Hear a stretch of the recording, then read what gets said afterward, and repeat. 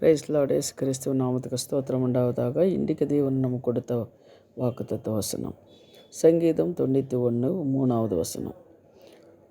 அவர் உன்னை வீடனுடைய கண்ணுக்கும் பாலாக்கும் கொள்ளை நோய்க்கும் தப்புவிப்பார். வேட்டைக்காரன் ஒரு காட்டில் போய் வலை வீசும்போது ஏதாவது ஒரு குருவி அதில் சிக்கி கொண்டு தவிக்கும். ஐயோ நான் விழுந்துட்டேனே அப்படின்னு சொல்லி. அதுபோல் சத்ருவானவன் உங்களுக்கு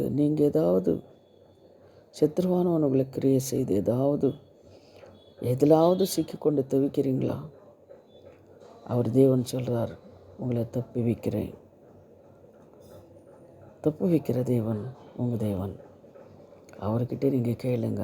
அவரை தப்புவிக்கிற தேவனாக இருக்கிறார். அவர் கொடுக்குற வாக்கும் நிறைவேற்றி கொடுக்குற தேவனாக இருக்கிறார்.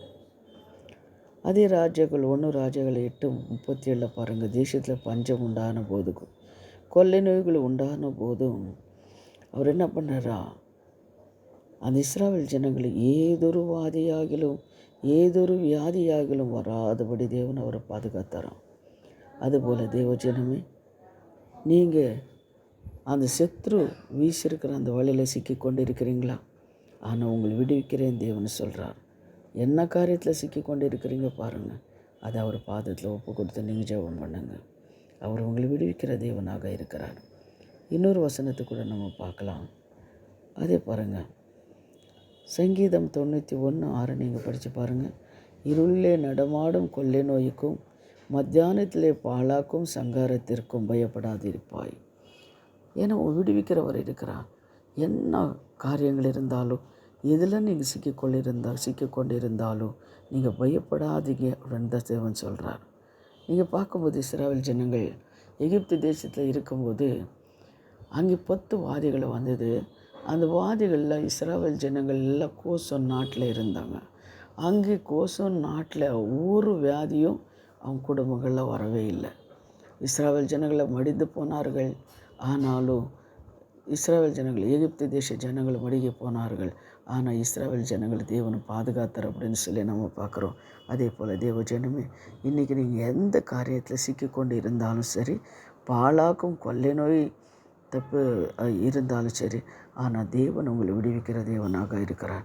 அது என்ன காரியம்? ஒரு கடன் இருக்கலாம், வியாதி இருக்கலாம், குடும்பத்தில் சமாதானம் இல்லாமல் இருக்கலாம், சொல்கிற பேச்சு பிள்ளைங்களை கேட்காம இருக்கலாம், நடக்க வேண்டிய காரியங்களை நடக்காமல் இருக்கலாம், நீங்கள் சிக்கி கொண்டு இருக்கலாம். ஆனாலும் தேவன் உங்களை விடுவிக்கிற தேவனாக இருக்கிறார். இப்போ நம்ம ஜெபம் பண்ணலாம். பரலோக பிதாவே, சர்வவல்லமுள்ள தேவனே, வேடனுடைய கண்ணுக்கும் பாலாக்கும் கொள்ளை நோய்க்கும் தப்புவிப்பேன்னு சொன்னீரே. யார் ஆண்டவரே எந்தெந்த காரியங்களை சிக்கி கொண்டு இருக்கிறாங்களோ எனக்கு தெரியாதையா. ஆனாலும் உங்களுக்கு தெரியும் சுவாமி. இந்த வார்த்தைகளை கேட்குற ஒவ்வொரு பிள்ளைங்களும் ஆண்டவரை சிக்கி கொண்டு இருக்கிற அந்த காரியத்திலிருந்து விடுதலை கொடுத்து அவங்களுக்கு ஒரு சமாதான சந்தோஷத்தை தேவனை கொடுங்க சுவாமி. ஏசையா, எங்கள் ஜபத்தை நீர் கேட்டதுக்காக பதில் கொடுத்ததுக்காக நன்றி. இயேசுவின் நாமத்தில் ஜெபிக்கிறோம் என் ஜீவனுள்ள பிதாவே. ஆமென், ஆமென்.